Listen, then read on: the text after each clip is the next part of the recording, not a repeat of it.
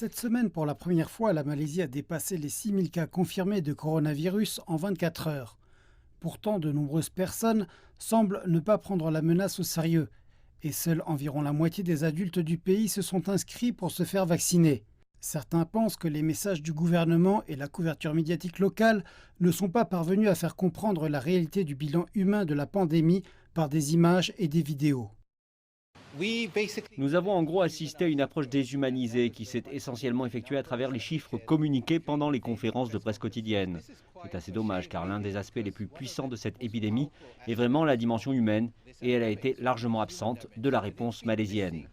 Les gens d'ici ont peu connu le fait de ne pas pouvoir dire adieu à ses proches à l'hôpital ou même dans la mort. Ce message n'est pas passé. Les rites funéraires sont vraiment importants pour tout le monde, qu'on soit malais, musulman, hindou, chinois, parce que c'est là que les gens se réunissent et font leur deuil du défunt. Je ne pense pas que les gens réalisent qu'ils ne seront pas en mesure de faire cela. Ce n'est qu'au cours des 2 dernières semaines, principalement à travers la page Facebook du directeur général de la santé du pays, que les Malaisiens ont eu un aperçu de l'intérieur des unités de soins intensifs du pays, quasiment à pleine capacité.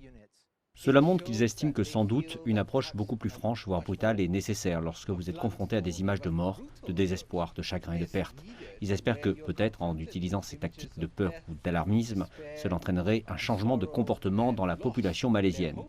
J'ai vu des gens se plaindre de la violation de la confidentialité et que nous ne devrions pas montrer ces choses. Donc je crois qu'il y a une sensibilité culturelle qui explique cela. Malgré cela, alors que les chiffres ont continué à augmenter, ces derniers jours, les télévisions locales ont également commencé à diffuser des reportages montrant les morts et les mourants. Aux grands mots, les grands remèdes.